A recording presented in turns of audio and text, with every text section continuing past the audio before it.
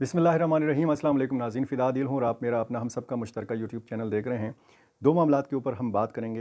एक तो जो ज़िला कुरम है, जिसको आज भी लोग कुरम एजेंसी कहते हैं, पारा चिनार में जो कुछ हो रहा है उस सूरत हाल के हवाले से एक बड़े इंसानी अलमिया ने जन्म लिया है। उस मामले पे आज बात करेंगे और ये जानने की कोशिश करेंगे कि असल में डेडलॉक की वजह क्या है।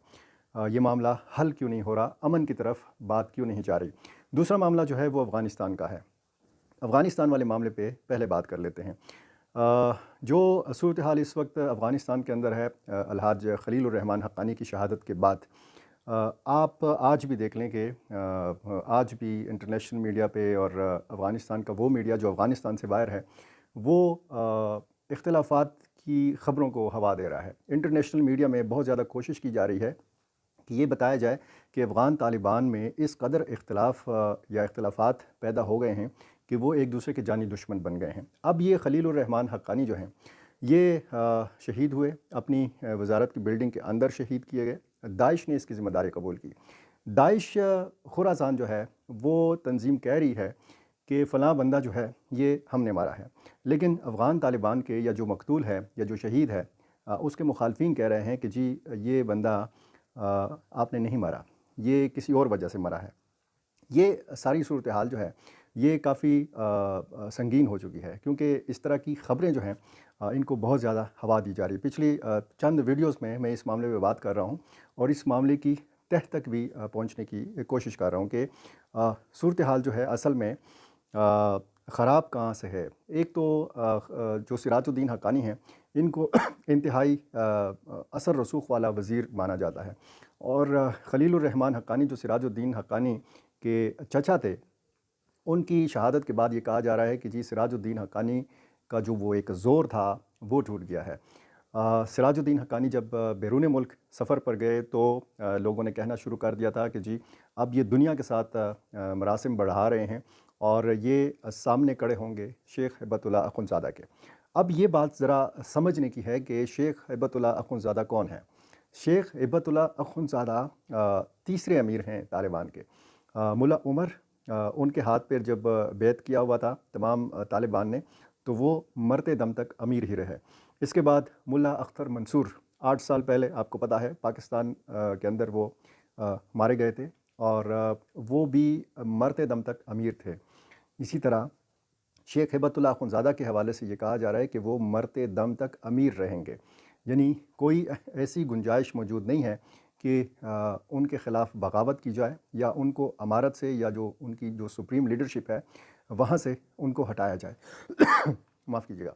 तो ये सूरत हाल जो है ये उन लोगों के लिए मतलब अब मुझे समझ नहीं आ रही कि लोगों को कैसे समझाया जाए। एक शूरा है, एक शूरा का इजलास होता है कंदहार में। शेख हिब्बतुल्लाह अख़ुंज़ादा उसकी सदारत करते हैं। अफ़गान काबीना के जो अरकान हैं वो बैठे हुए हैं, और खलीलुर रहमान हक्कानी शहीद जो हैं उसके हवाले से जब उनका जनाज़ा हो रहा था, यहाँ पे जो एक इज्तिमा जमा हुआ था, लोग जमा हुए थे, तो यहाँ मुख्तलिफ़ मुकर्रिरीन ने ख़िताब किया। नायब वज़ीर-ए-आज़म जो सियासी उमूर के हैं मौलवी अब्दुल कबीर, इन्होंने एक जुमला कहा कि जी इस शूरा के इजलास में इंतहाई जुर्रत से खलीलुर रहमान हक्कानी ने शेख हिब्बतुल्लाह अख़ुंज़ादा के सामने बात की। तो उसके बाद फिर बाकी लोगों को भी हौसला मिला और उन्होंने भी बहुत सारे मामलात पर खुलकर बात की। अब किसी को भी ये नहीं मालूम कि वो जुर्रत वाली बात क्या थी। क्या ये कोई इख्तिलाफ़ था? क्या ये बहुत ज़्यादा ऐसी बात थी कि जिससे आप कह सकते हैं कि जी खलीलुर रहमान हक्कानी ने अपने अमीर से कोई जो है उनका हुक्म मानने से इनकार किया था? ऐसी बात नहीं थी। बात ये थी कि ये शूरा का इजलास था, और शूरा आपको पता है जो इस्लामी शरीयत में जो शूरा का एक फ़ोरम है वहाँ पे मशवरा होता है, जैसे कि इस लफ्ज़ से भी वाज़ेह है। मशवरे में एक राय होती है, फिर दूसरी राय होती है, फिर तीसरी राय होती है। आखिरी जो फ़ैसला होता है वो अमीर का होता है। अमीर हैं शेख हिब्बतुल्लाह अख़ुंज़ादा, और ये जब तक कोई बहुत बड़ा गुनाह इनसे सरज़द नहीं हो जाता, जो इनके मुताबिक इनकी जो अदालत है वहाँ पर उनके ख़िलाफ़ फ़ैसला नहीं आ जाता, या वो फ़ातिरुल अक़ल करार नहीं पाते, यानी दिमागी तौर पर अगर वो तंदुरुस्त रहते हैं, तो मरते दम तक शेख हिब्बतुल्लाह अख़ुंज़ादा जो हैं یہ طالبان کے سپریم لیڈر رہیں گے، اور ایسی بات کرنا کہ جی ان کے خلاف بغاوت ہو سکتی ہے، ان کی جگہ سراج الدین حقانی جو ہیں یہ سپریم لیڈر ہو سکتے ہیں، ان باتوں میں کوئی صداقت نہیں ہے۔ جو حقائق جاننے والے افغان صحافی ہیں وہ بھی اس بات کی تصدیق کرتے ہیں کہ ایسی کوئی بات نہیں ہے جو اس وقت میڈیا میں پھیلائی جا رہی ہے، اور یہ تاثر ڈالنے کی یا قائم کرنے کی کوشش کی جا رہی ہے کہ گویا بہت سخت اختلافات ہیں طالبان کے اندر، اور یہ ایک دوسرے کے جانی دشمن بن چکے ہیں۔ اختلاف رائے مختلف ایشوز کے حوالے سے ضرور ہے، اختلافات اور اختلاف رائے میں بہت فرق ہوتا ہے۔ تو یہ تو افغانستان کا معاملہ ہو گیا۔ افغانستان میں اس وقت بھی چونکہ وہ تعزیت کا سلسلہ جاری ہے، اور دوسری طرف افغان جو کابینہ ہے وہ اپنے معمول کے مطابق کام کر رہی ہے۔ معمول کے مطابق سلسلہ ہے، کابل میں معمول کے مطابق سرگرمیاں ہیں، اور صرف جو آبائی علاقہ ہے سراج الدین حقانی کا، خلیل الرحمن حقانی کا، وہاں پر تعزیت کا سلسلہ جاری ہے۔ ایک خبر یہ بھی آئی ہے کہ 4 ممالک کا دورہ مکمل کرنے کے بعد پہنچے ہیں حامد کرزئی واپس افغانستان، اور بیرون ملک انہوں نے مختلف حوالوں سے اجلاسوں میں شرکت کی ہے۔ وہ کیا لائے ہیں، وہ کیا تجاویز لائے ہیں، ان کی کیا سرگرمیاں رہیں گی، اس پر بھی نظر رہے گی، اور آپ کو میں اپڈیٹ کرتا رہوں گا۔ کرم کے معاملے پہ بات کرتے ہیں۔ کرم کا معاملہ جو ہے وہ انتہائی تشویشناک صورتحال اختیار کر گیا ہے۔ غیر سرکاری جرگہ جو پشتون قومی جرگہ تھا وہ وہاں سے واپس لوٹا ہے۔ انہوں نے موقع دیا ہے سرکاری جرگے کو۔ سرکاری جرگہ جو ہے وہ کوہاٹ میں ہو رہا ہے، کرم کے اندر سرگرمیاں ایسی نہیں ہو رہی۔ آپ کو پتہ ہے بیرسٹر سیف اور آفتاب عالم وزیر قانون جو ہیں، ان کی سربراہی میں ایک سرکاری وفد گیا بذریعہ یہ ہیلی کاپٹر پارا چنار، اور دوسرے دن وہ صدہ میں انہوں نے دوسرے فریق سے مذاکرات کیے تھے یا ملاقات کی تھی۔ پہلے فریق سے پارا چنار میں ملاقات ہوئی تھی۔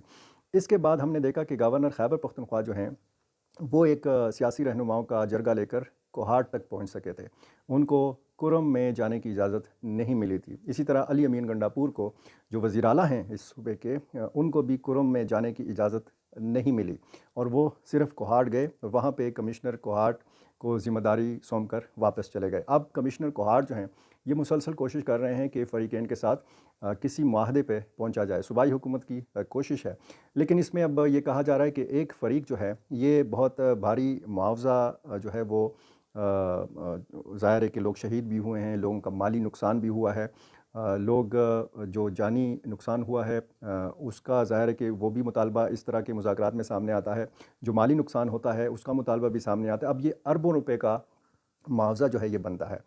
20 کروڑ روپے تک خیبر پختونخوا حکومت کا دعویٰ ہے کہ وہ ادویات جو ہے یہ بذریعہ ہیلی کاپٹر یہ منتقل کر چکے ہیں کرم میں، پارا چنار میں۔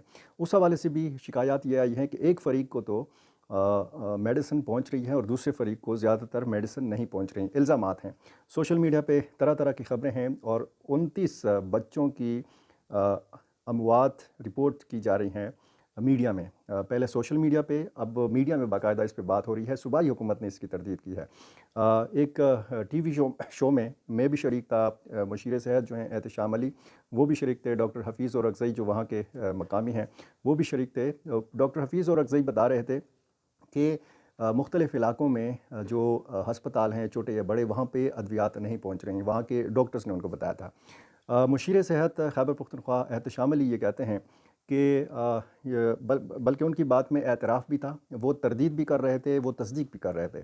تردید وہ اس بات کی کر رہے تھے کہ جی ادویات نہ ہونے کی وجہ سے 29 بچے جو ہیں ان کی موت واقعہ نہیں ہوئی۔ تصدیق وہ یہ کر رہے تھے کہ 19 بچوں کی موت ہوئی ہے، لیکن یہ صرف اس عرصے کے دوران نہیں ہے، جب سے یہ لڑائی کا سلسلہ جاری ہے تو ظاہر ہے کہ بچوں کی اموات ہوتی ہیں اسپتالوں میں۔ یہ وجہ نہیں ہے کہ جی اسپتالوں میں ادویات نہیں ہیں، لیکن لوگ کہتے ہیں، سوشل میڈیا پر بہت زیادہ بات ہو رہی ہے کہ وہاں پر جو معمولی دوائیاں ہیں وہ بھی اویلیبل نہیں ہیں۔ صوبائی حکومت کا اور مشیر صحت کا یہ دعویٰ ہے کہ نہ صرف ہم نے ہسپتالوں کی ادویات کی ضرورت جو ہے وہ پوری کی ہے، بلکہ اسپتالوں کے سامنے جو عام لوگوں کی میڈیسن کی دکانیں ہوتی ہیں وہاں سے بھی ہم نے ڈیمانڈ لی ہے اور ان کو بذریعہ ہیلی کاپٹر دوائیاں فراہم کی ہیں۔ معاف کیجیے گا۔ جو سرکاری ہیلی کاپٹر وزیر اعلیٰ کے استعمال میں ہوتا ہے اس کے حوالے سے کہا گیا تھا کہ جی روزانہ کی بنیاد پر کرم میں دوائیاں پہنچائی جائیں گی اور وہاں سے مریضوں کو شفٹ کیا جائے گا پشاور۔ یہ صرف تیسری مرتبہ ہے کہ یہ ہیلی کاپٹر گیا ہے اور وہاں پہ ادویات پہنچائی ہیں۔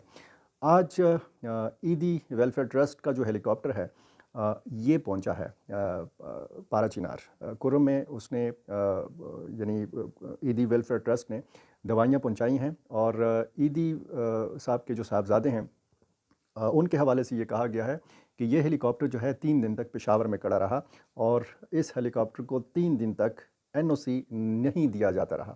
اب یہ NOC کون نہیں دے رہا تھا، کون بیچ میں رکاوٹ بن رہا تھا، اس کی تحقیقات ہونی چاہیے۔ ایک انسانی المیہ نے جنم لیا ہے۔ یہ جو فریقین ہیں، زمین کا تنازع ہے یا مسئلے کی بنیادوں پر جو بھی معاملات ہیں، خون ریزی کو بند ہونا چاہیے مستقل بنیادوں پر۔ اب ڈیڈ لاک جو ہے وہ یہاں پہ ہے۔ یہ بتایا گیا ہے کہ صوبائی حکومت کا اصرار ہے، بیرسٹر سیف نے بار بار یہ کہا ہے کہ وہاں پہ جو بھاری طیارہ شکن، ٹینک شکن جو ہتھیار ہیں لوگوں کے پاس، جو میزائل ہیں لوگوں کے پاس، وہ حکومت کے پاس انہوں نے جمع کرانے ہوں گے، کیونکہ لوگ صرف پستول سے اور کلاشنکوف سے ایک دوسرے کو نہیں مار رہے، بھاری ہتھیاروں کا استعمال کیا جاتا ہے، اور بنکرز انہوں نے خالی کرانے ہیں اور بنکرز مسمار کرنے کی جو ہے اجازت دینی ہے۔ اب ظاہر ہے کہ ریٹ تو حکومت نے قائم کرنی ہے۔ بتایا جاتا ہے کہ ایک فریق جو ہے یہ حکومتی جو ہدایات یا احکامات ہیں یہ ماننے سے انکاری ہے۔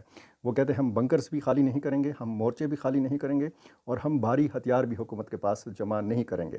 تو سرکاری جرگہ کا کوہاٹ میں نشست ہوتی ہے، وہاں پہ چائے کے ادوار ہوتے ہیں، بسکٹ اور کیک وغیرہ سے جو شرکا ہیں ان کی تواضع ہوتی ہے، نشستند، گفتند، برخاستند، اور سلسلہ جو ہے لٹکا ہوا ہے۔ انسانی جان جو ہیں سینکڑوں، ہزاروں، بلکہ لاکھوں کی تعداد میں وہ داؤ پہ لگے ہوئے ہیں، راستے سارے بند ہیں۔ یہ جو بچوں کی اموات کی بات کی جا رہی ہے، ظاہر ہے کہ یہ وہ تعداد ہے جو اسپتالوں میں رجسٹرڈ ہوئی ہے۔ مختلف اوقات میں یہ ہو سکتا ہے کہ یہ ہفتہ 10 دن کی اموات نہ ہوں، لیکن یہ تصدیق تو ہو چکی ہے کہ یہ صرف وہ بچے ہیں جن کو رجسٹرڈ کیا گیا ہسپتالوں کے اندر۔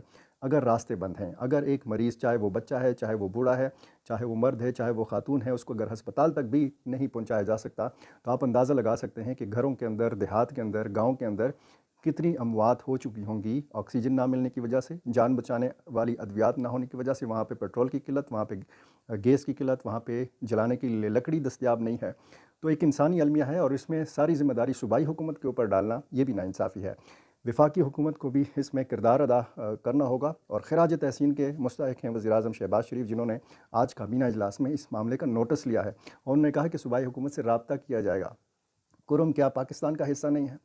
کرم کے لوگ کیا پاکستانی نہیں ہیں؟ تو یہ دونوں حکومتوں کو، صوبائی اور وفاقی حکومت کو، تمام سیاسی جماعتوں کو اپنی اپنی سیاست اور اپنی اپنی سیاسی دکانوں کے شٹر جو ہے وہ بند کر کے، اس کو تالا لگا کے، صرف اور صرف کرم کے حوالے سے فی الحال سوچنا ہے کہ کرم میں جو آگ لگی ہوئی ہے، یہ آگ باقی شہروں تک پھیل سکتی ہے، اور یہ بات سمجھنے کی ضرورت ہے۔